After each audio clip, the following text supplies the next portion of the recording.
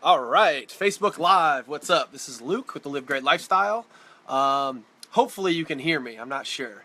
I'm outside. My neighbor just started weed whacking and mowing his lawn in December, which is awesome, or January. So anyway, this Facebook Live training. The whole point of this, New Year's resolutions. Everybody's starting something new in the fitness community. So basically, I'm here to answer questions.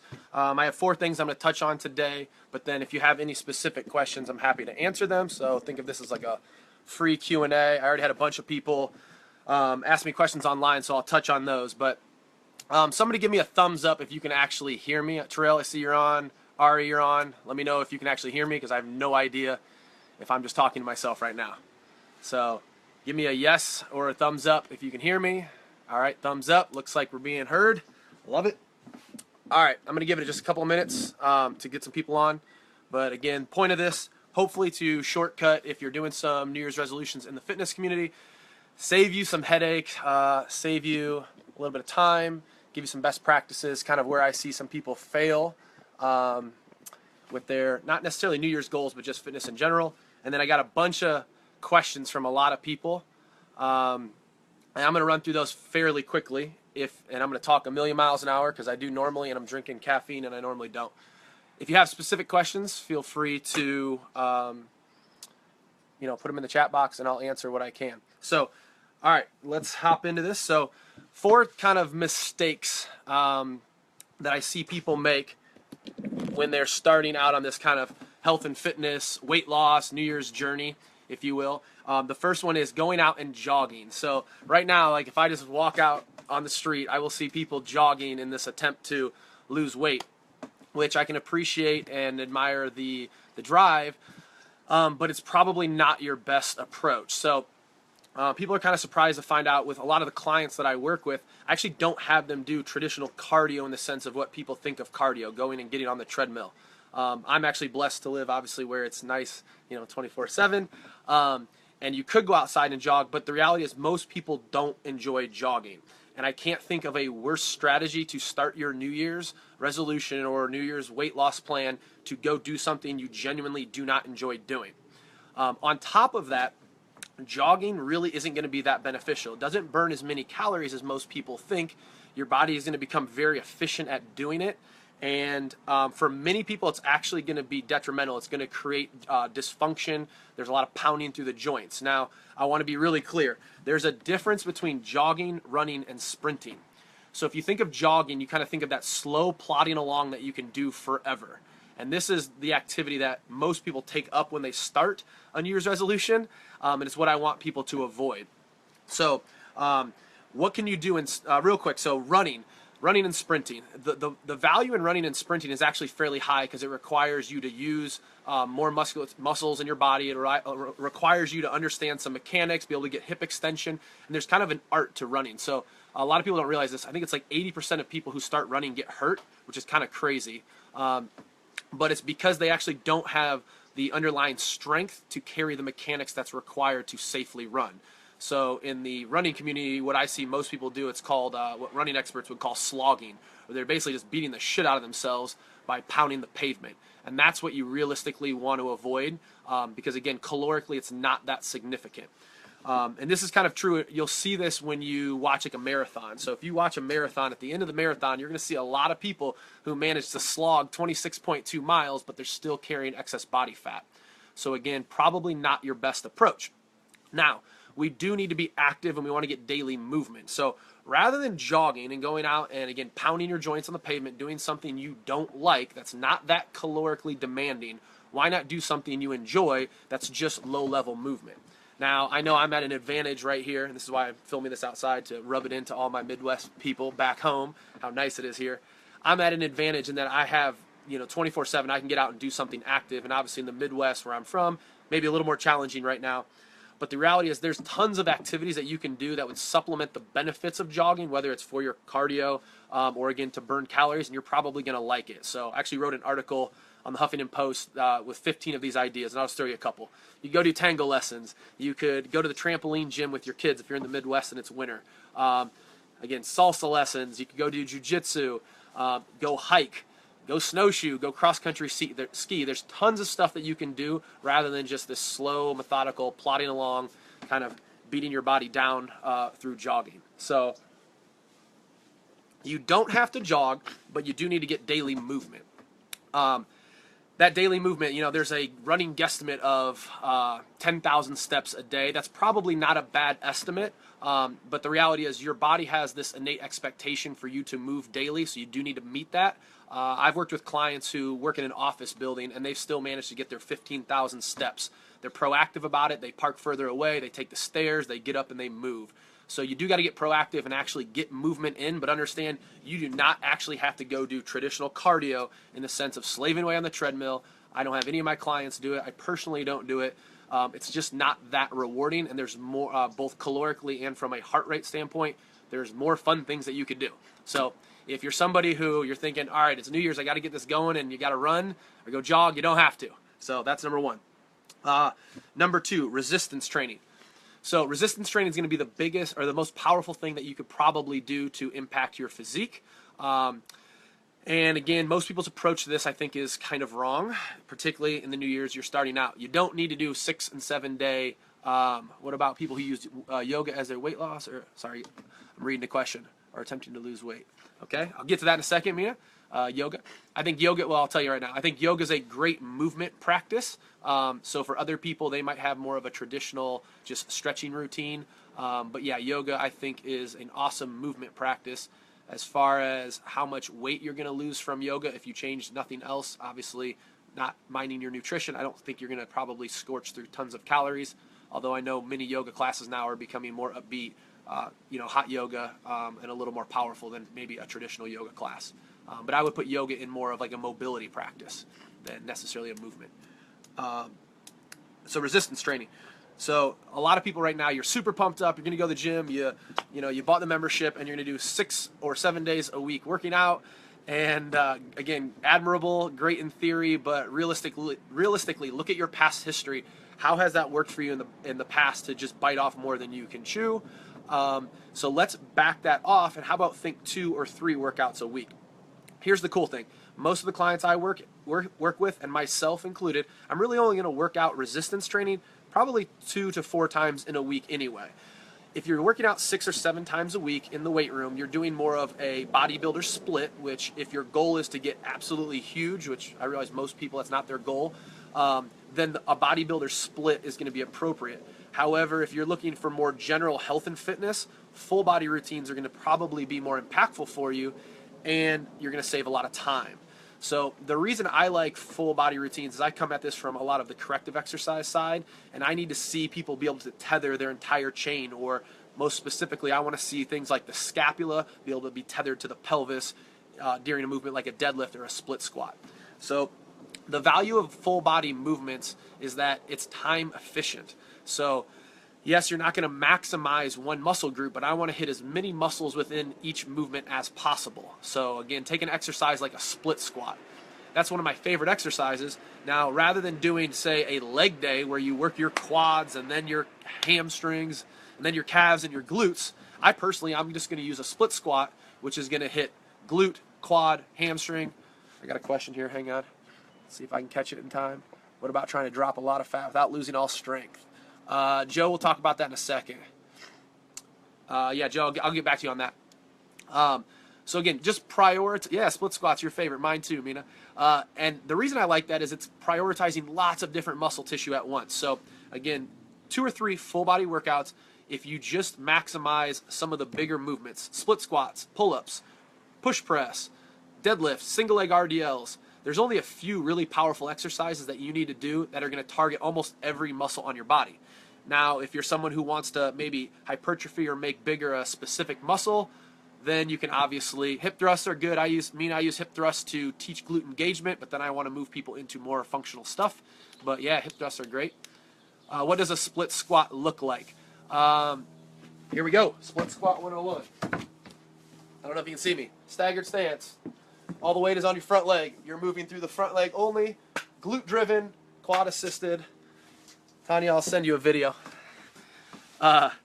It's basically just a one-legged squat.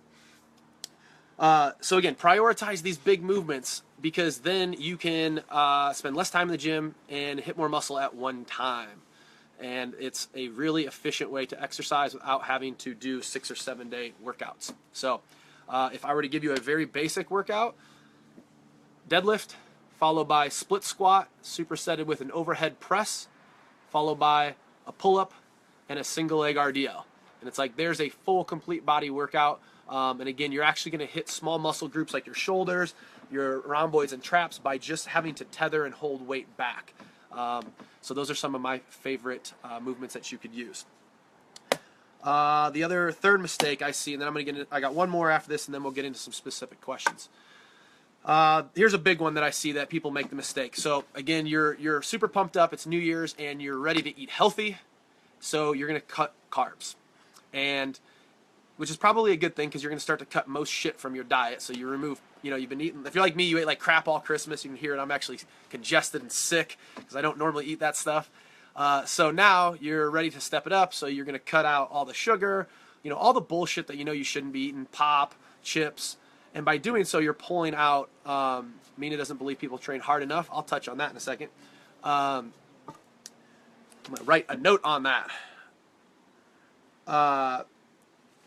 So you're going to pull out a lot of the carbohydrate, and that's good because we don't want excess carbohydrate. But a problem is most people are still fearing fat because they think fat makes them fat, or obviously that saturated fat causes heart disease. And I'm not going to go into the science on that, but I would actually urge you to do a little research on saturated fat because you might find some interesting stuff there. Basically, to summarize, some of that past science wasn't great, and some of the new science is showing that it's not as clear-cut that saturated fat is the cause of heart disease. So if you pull out all your carbohydrate, but yet you're still fearing fat, you are destined to fail. You're essentially doing like a bodybuilder cut diet, and you can sustain it for a little bit, but you realistically will not be able to do that very long term, and then you're going to end up having to eat something, you're going to binge, and it all falls apart. So Eric Muller, cute shirt. Pink is in, boy. Pink is in. Again, cutting both carbs and fat is a recipe for disaster. So if you want to integrate some healthy fats into your diet, consider avocados, coconut oil, olive oil. I personally am pro-saturated fat, but again, I would urge you to do your own research. So being pro-saturated fat, what does that mean for me? It means I can liberally eat fat from a steak if it comes from a grass-fed steak, and then ethically raised pork products. You got to be a little careful on the quality of your meat. But again, do your own research on Bruce. What's up, buddy? How are you, man? You got to do your own research on that. Don't take my word for it. Peter Attia, he's a good starting point to go check him out. He's got some good information on that. Okay, so again, don't cut carbs and fat at the same time. That's a recipe for disaster. Pull back the processed carbohydrate. Let your carbohydrate be dictated by your activity levels. You work out that day, bump the carbs up. Do it through healthy carbohydrate like sweet potatoes, squash. High fat and low carb gal here. Me too. Mina, yep, I'm a high fat, low carb guy. But again, let your carbohydrate be dictated by your activity levels. So again, if you're crushing workouts, you need to replenish glycogen, and you do need to have a macro plan. Do I follow? I don't.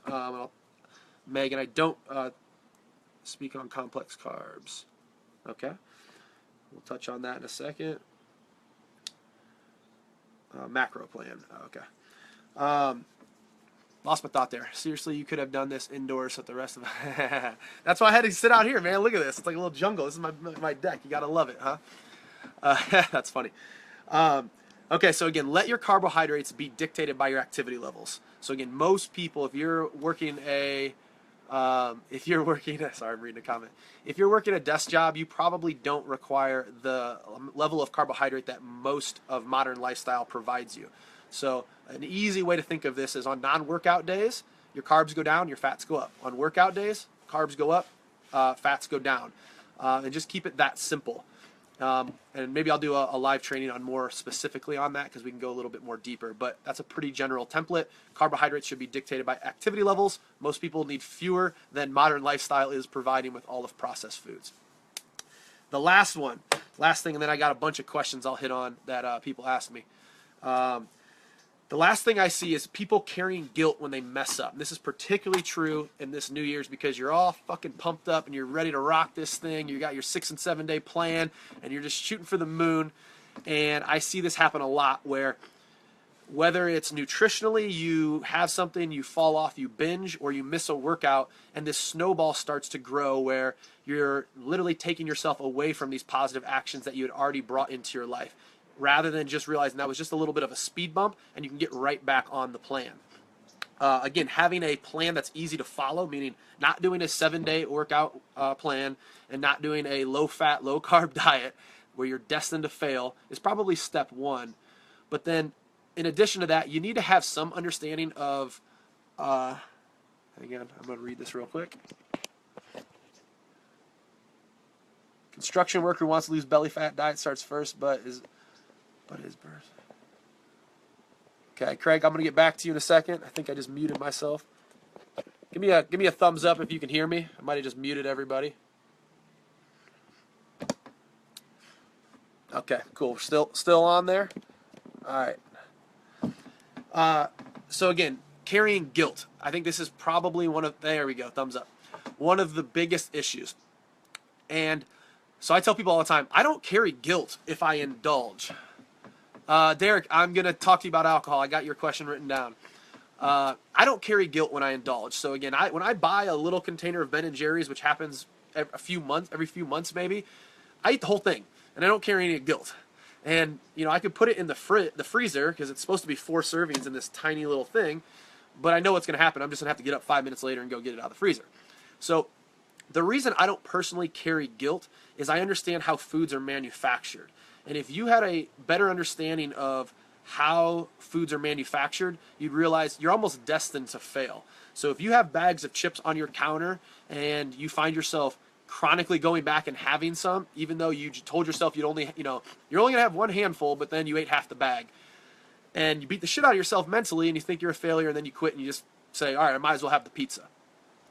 The problem with that is you're not understanding how the manufacturing process of those chips are, and that they're manufactured in a way to be created on what's called a bliss curve. And they're shooting for this point right here where bliss is super high.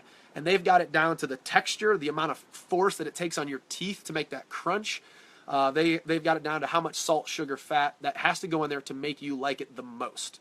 So set yourself up for success by not surrounding yourself with these hyper-palatable foods that realistically you're not going to be able to moderately eat.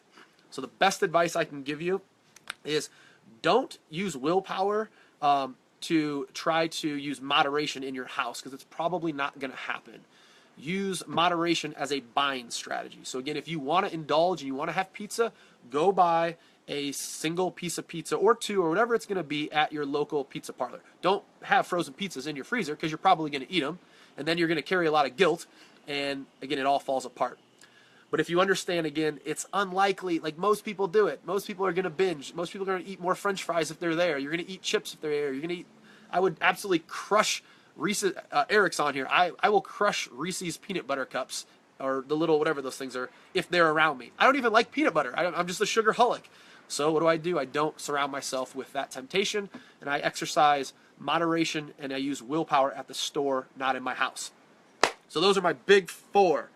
And then final piece of advice, if you're starting, obviously, this New Year's, there's, get some accountability. There's 2 ways I think a fitness coach like myself or someone in your area can help you. Yeah, peanut butter cups. I don't even like peanut butter. That's the crazy thing, right? I'm just a sugarholic. Eric can confirm that statement. He watched me do it. So get a coach. I think there's two ways a coach can help you. There's someone like myself in person. I do biomechanics optimization, and what that means, I help people move better in their workouts so they have to do far less.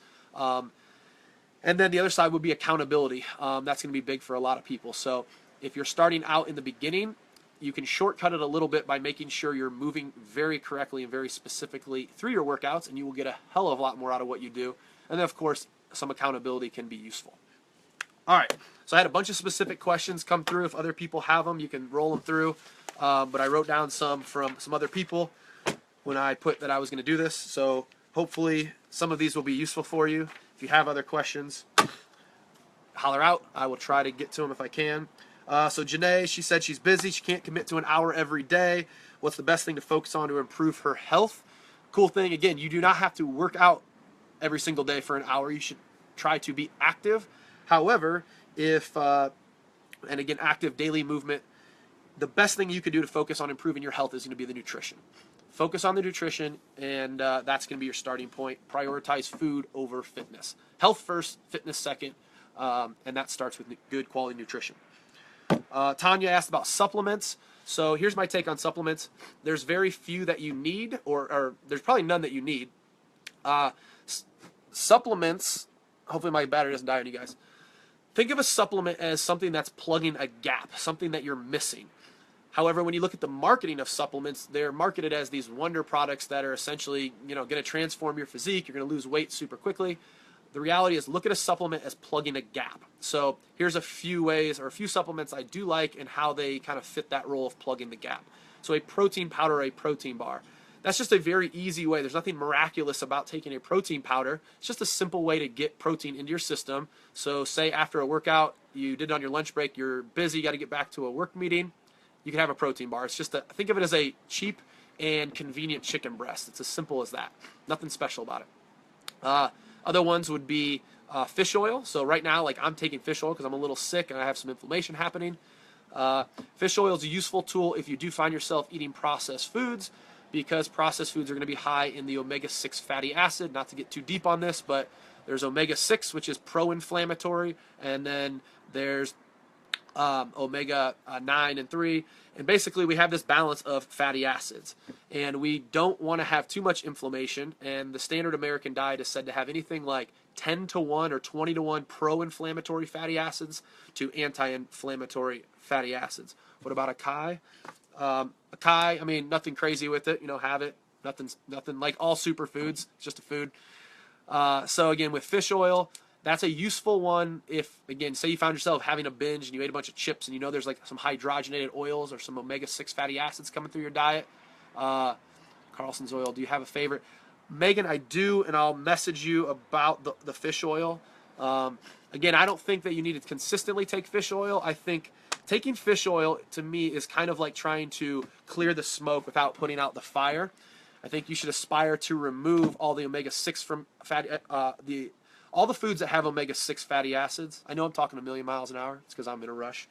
I would focus on removal versus, again, acquisition in the sense of supplements. So, again, if you're having chips, and you can look at the back of any processed food, you're going to see canola, safflower, sunflower, all of those vegetable oils, they're likely going to skew that omega fatty acid balance. So we want to reduce the pro-inflammatory fatty acids. And again, in times where you can't do that, I think that's where fish oil as a supplement can be beneficial. Again, understand the idea that you're plugging that gap with that fish oil. You're not taking it as some, miracle thing. The other supplement, again, that I do think does have some benefit to plug that gap would be something like a green powder. So say you're traveling and you're just not hitting your vegetable intakes, have a green powder. You're going to at least get some micronutrients. But again, if you look at the marketing in a lot of these green powders, they're marketed as like some wonder powder, weight loss miracle. And it's like, that's bullshit. It's not. All it is a tool and a useful way for you to bring in some micronutrients that you might be missing on. So protein powder, fish oil, green drink, and then a multivitamin can kind of fit that same realm. Thoughts on detox cleanses as you start your fitness goals, if you get to it. Ari, you're getting to it. Personally, I'm not a fan of detox and cleanses. Again, I think there's just a lot of hype and marketing. Are you going to lose some weight? Absolutely, because again, you're pulling the calories out. Why not just do it through healthy food? In my mind, why do something today that I can't do a year from now? Again, I'm prioritizing health over fitness first, and take a long-term approach, not that, 14-day, cool, you lost 10 pounds in 14 days. I've cut 13 pounds of water in one day for a jiu-jitsu tournament. So you can see the scale move, and it doesn't really mean anything. All right, so that's supplements. Tanya, important numbers and ideal body weight. So important numbers. That's probably too deep for what we're going to get into now, but I want to touch on ideal body weight, something that you asked about. So ideal body weight. Here's how I would challenge you to think about this. You can look at charts and you can look at normatives, but remove that from your head and instead, what's the most restrictive diet you enjoy? I could sit here and listen to that. Thanks, Mike. Yeah, Mina's cut 10 pounds in one day. I've done 13. It's just dehydration. It's bullshit. So ideal body weight. Think of what is the most restrictive diet you enjoy? Yes, actually enjoy eating, and understand this will notch up over time. and what's the most aggressive exercise program you enjoy. To me, integrate those two things in your life and see what happens to your body, and let that be your ideal body weight. Because if, let's just say you go, your ideal body weight is to lose 30 pounds, or it's 30 pounds lower than where you're at now, but you literally cannot do the actions that are going to get you there. Your schedule doesn't allow it, whatever. What's the point? So don't tie yourself to a number. Instead, tie yourself to these actions and see what that body type is.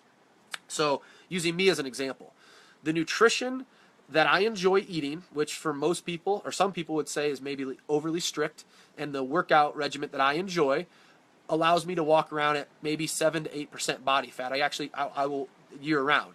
I'm not killing myself. I'm not starving myself. It's what my genetic predisposition is going to allow with the stimulus that I'm providing it. Yours may be different. I'm probably never going to be a 215-pound, muscular guy. Again, based on the lifestyle that I enjoy, both nutritionally and from an exercise standpoint. You are making me feel really guilty for the cinnamon rolls I ate. Jenna, don't worry. You can hear me. I'm kind of stuffed up. I went nuts when I was back home. I drank. I didn't sleep. I ate like shit. It happens, and I'm all congested and sick from it. So cinnamon rolls sound amazing. I just don't want any more of that right now. All right, Tony Burdett, you asked me about strengthening your core. Most overtrained thing I see is people working on their core. So you don't have to do, I don't have any clients nor myself doing a core day. You should reframe in your head what your idea that your core is supposed to do. Rather than thinking of doing maybe like a bazillion, crunches and sit-ups, think about using your core to maintain a neutral pelvis and a neutral spine, or again, think of proper posture as you go through movements. So take that split squat exercise. To be able to maintain the position of your pelvis and the position of your spine as you increase the load from, say, 20-pound dumbbells to 40 or whatever you work up to, it's going to require more core strength to maintain that stability and that positioning of your spine and your pelvis. That, to me, is core strength. Now, again, if you're going from a physique standpoint, if you're asking, obviously reducing body fat's going to give you the, sexy core, tone, obliques, and abs and all that. So think of core strength as more... think of core strength as making it more of a helping you maintain correct positioning through other exercises. Lee, he wants his arms bigger. So Lee, if you're having trouble getting your arms bigger, obviously you could prioritize triceps because they make 2/3 of your arm, and then from a bicep standpoint, because that is more of the visual side, I would focus on straight bar curls because I think that's the most beneficial exercise. And then chin-ups, specifically if you could do weighted and even get someone to assist you on a chin-up. So if you think about when you do a bench press and you have a spotter and that last extra couple reps, how much more valuable that feels, you can get that same benefit when you're doing a weighted chin-up. And I know for me, anytime I do a pull-up or a chin-up, because those are hard exercises because they're body weight, it's easy to just be like, okay, that's all I got, and kind of skip out on those last reps. I think those last 2 or 3 reps on that is where I get done and feel completely hypertrophied. So really maximizing those last couple reps on chin-ups, specifically weighted, even if you need some assistance. Let's see here. Oh, Matt Stevenson. So this is a cool dude that I got to train in person, and you got a dream job, dude. You're working overseas. So you're working overseas, and he doesn't have access to a lot of good food, so he's eating a lot of just chicken, rice, and pasta. Is this bad, and is the carb load bad? So is there anything wrong with chicken and rice? No, but again, the carb load, make sure it matches your activity levels. I think you're in more of a management role, and I'm not sure, so just make sure it's matching your activity levels. The concern, I would say, is where's the micronutrient load? Where's the greens? Where's the vegetables? So again, you might need to maybe, again, use a green powder if you don't have access to that type of stuff. And then one I would tell you, look into bringing like smoked salmon onto the ship, because people are in a rush. Sorry, I got a question coming in. I'm trying to see it. All right. So maybe bring in some smoked salmon, because that would actually last and give you a few different options rather than just crushing plain chicken breast all day. Jack, Dr. Squatch, the soap man. Specific drills, stretches to improve range of motion. Obviously, this is going to be specific to where you have postural or range of motion dysfunction. That being said, there are some specific stuff for most people in modern lifestyle. Jack, I'll put together a little like desk posture guide, and I'll get that to you. But I would prioritize stretching the hips, stretching pec, stretching lat, and then identifying any specific range of motion or postural dysfunction that you exhibit and maximize stretching there. Static stretching does work. It's not sexy and trendy, but it works, and I like to do it in more of a repetitive sense. So an example of this would be laying on my back and doing a hamstring stretch by bringing my leg up, holding for a 4 count, and then bringing back down. This is actually how I manually stretch all my clients rather than just holding them in this really shitty, not fun position to hold. I'm going to do it repetitively. It gives the system a chance to kind of relax, which then is going to want to stretch further on the next bout. But the big one is get specific to your needs. Francesco, simple but not necessarily easy ways to stay healthy. So you want it difficult. I'm assuming you want simple and easy. To me, simple and easy is this. Resistance train 2 to 3 times a week. Again, you could even do this at your house. And then prioritize whole foods. Like you live in San Diego, you have plenty of options. Sorry, I'm getting a message. You have plenty of options here in San Diego to outsource. So this is something that I'm from the Midwest, and I work as a personal trainer here in San Diego, and everybody has their trainer, they have their housekeeper, they have their yard keeper when our yards are like 7 feet wide. It makes no sense, but everybody here outsources, and in the Midwest, we did everything. Instead, outsource. So there's things like Freshly. If you're in San Diego, Kat Humphus, shout out to you, girl, has amazing company called Savory Made Simple. Outsource the nutrition side because that's a big time consuming. And then you just got to find a few go-to restaurants that you can get a healthy meal quickly and easily. And it's as simple as that, man. Put 5 meals together in a week, work out twice a week, daily movement. Simple. Easy. Derek, you asked about drinking. So obviously, is there any argument that alcohol is really healthy? Even if you want to say the glass of wine, you're probably kidding yourself. Rather than, trying to drink alcohol under the veil of health, I would simply just say have it in moderation and enjoy it. That being said, the best alcohol beverage I could point you to, stealing from Rob Wolf, would be a Skinny Girl Margarita. And it's basically the double shot of tequila, the juice of an entire lime, and then some club soda. So the idea is the club soda acts as a polar solvent. It actually helps shuttle the alcohol. He said, dude, finally, I'm trying to get drunk today. It's New Year's week.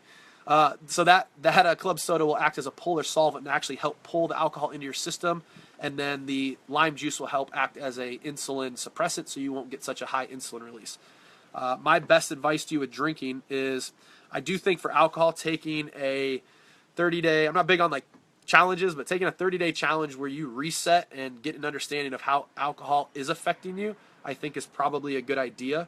Because I have a lot of people where it's like, I feel pretty good after 4 drinks. And it's like, well, you probably shouldn't. You probably drink too much. You should probably feel kind of shitty after 4 or 6 drinks.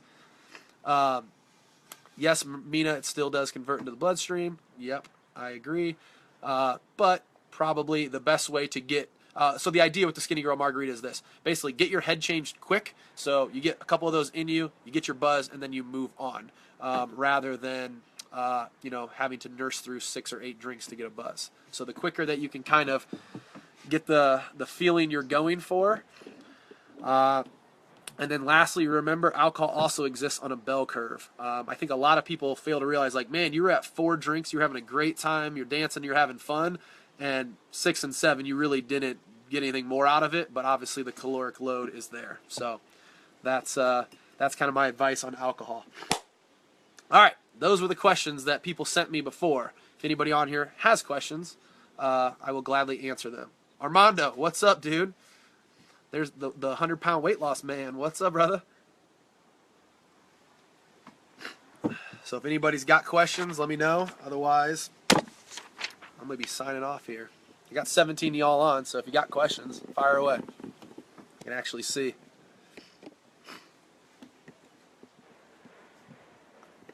Armando, I'm good, man. How are you, dude? Still rocking and rolling? We're going to do an interview together, by the way. I just signed you up. 100-pound weight loss. Cut carbs, yeah? I mean, cutting carbs is, Mina says, one day getting drunk equals 1 week setback in my goals. I suffer pretty bad hangovers, so I kind of get that as well. Again, I think to each their own on that. Can you fit alcohol into your diet? And, yes, but I would be honest with yourself about how it's really affecting you. I think a lot of people could use the 30-day reset and get some perspective. But I get it. People, you want to play a little bit too, but yeah, you got to pay to play usually. For me, I pay hard. I'm like 2-day hangovers if I even drink. So, all right. Anything else? Ari, great job. Thanks, Ari. How many carbs do we really need, Armando? Joe, what was your, okay. Want to cut mainly belly fat without losing a ton of strength. Well, Joe, since I know you personally, let's just say this. You're like the strongest dude on the planet, so how about if you lose, say, 10% of your strength? Don't worry about it. This dude's a monster. He's a corn-fed, like, just 6'5" beast.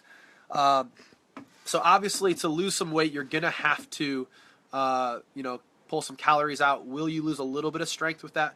Probably. But, again, how strong is strong? Like, literally, you're a freaking monster. So I wouldn't concern yourself too much about losing a lot of the strength. If you kept 90% of it, you're good.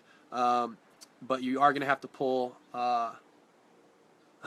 Derek said the feed froze when I answered this question. I'll come back to that, Derek. So Joe, yeah, you're going to have to obviously pull some calories out, but again, you're a dude. You're a stud. You're a freaking stud. You don't need to be that strong. But yeah, you'll lose a little strength, but not much. Derek, okay, real quick. Derek, I'll message you privately. Okay, Ari, speak to carbs and energy levels more. I think some overall food science might help get some perspective. Okay, so carbohydrate. Sorry, I'm congested and, from bad carbs. Okay, so carbohydrate. Here's the easiest way I could explain this to you. So carbohydrate is going to be stored in your body as glycogen, and you have two places that you store it, your liver and your muscles. So my guy Joe, who just was worried about losing his strength, and I said he's a big old, making him blush, who's this monster. I used to beat him up in college. Don't let him tell you otherwise. That's not true at all. So if you think of carbohydrate, it gets stored in your muscles and your liver as glycogen, and you have a limited storage tank. So take someone like me who's, I don't know, I'm about 195 pounds, 6 feet tall, so I'm not a big guy by any means. I'm going to maybe store 300 grams of carbohydrate as glycogen. Once that's full, if I continue to eat carbohydrate, I have to deal with it in some sense because excess glucose in your bloodstream is going to be problematic. This is what diabetics deal with. So your body is going to deal with this by either converting and storing it as fat, or more realistically, it's just going to use it as energy at that point. So if you're chronically taking in carbohydrate, I say this is I call this the glucose drip, and I equate it to, imagine walking around with like an IV drip of carbohydrate. You're never really going to get into the point where you're burning fat. So really all you're trying to do, sorry, I'm trying to get this light out of my face. It's driving me nuts looking at it. All you're trying to do is basically get your carb loads to match your activity levels. So once that carbohydrate tank is full, again, you don't really need anything more. You have on the other side, even though you have a limited glucose tank, so think of like this being my carb tank the size of my hand, but then my body being my fat tank. You have an infinite storage of fat, the infinite possibility to store fat. So what you're trying to do is you're trying to obviously tap into your fat stores as long as you can, and we only need to use this for exercise. However, if this is chronically full and carbohydrates chronically coming in, you're going to have to burn that excess glucose. So really all you need to do is match your carb levels to your activity levels. If you were looking for some numbers, I think on non-workout days, today's like modern lifestyle of desk jobs and commutes, I think you could get under 50 grams of carbohydrate in a day and function really well. On active days, so like say a day where I did a resistance workout, plus I went and did jujitsu for like an hour and a half. That's a pretty active day, and maybe I need 200, 250, or even 300 grams of carbohydrate to replenish that glycogen storage. So to give you some personal kind of anecdotal experience with this, so I used to eat a high carb, low fat diet. And when I even moved out here, I worked at a bike shop, and they called me Lunchbox because I brought in this massive, like it doesn't even fit the screen, lunchbox to work every day because I had to eat every couple hours because I would get shaky, I'm hungry, my blood sugar would drop. And what that really was happening is I was a constant glucose burner. So my storage tank of glucose, it would feed to my bloodstream, and then if it didn't have it, I had to eat more carbs and then refuel. I had a really poor time at switching over to adipose tissue or my fat mass. Now, by eating more of a high-fat, low-carb diet, I'm able to stay in more of a fat-burning, using my own adipose tissue much longer. And to give you an example, much longer means I can now fast and work with clients for, I've done 16, 17 hours without eating, and my blood sugar is steady. That would not be possible if I were just plowing through glucose. So I don't know if that makes sense, but just remember, limited storage tank of carbohydrate, and it's fairly small, infinite storage tank of fat. If you're chronically bringing in carbohydrate, you won't be able to shift gears and get into your fat tank. Make sense? Hopefully. I know I just rambled on about that.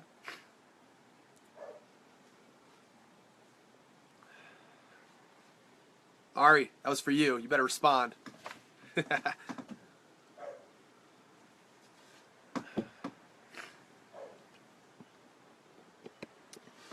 All right, anybody else?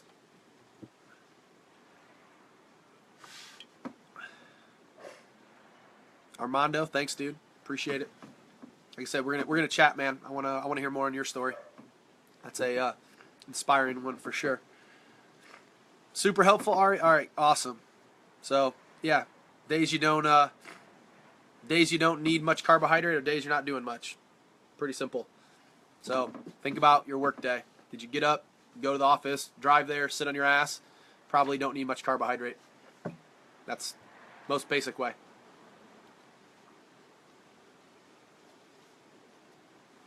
All right.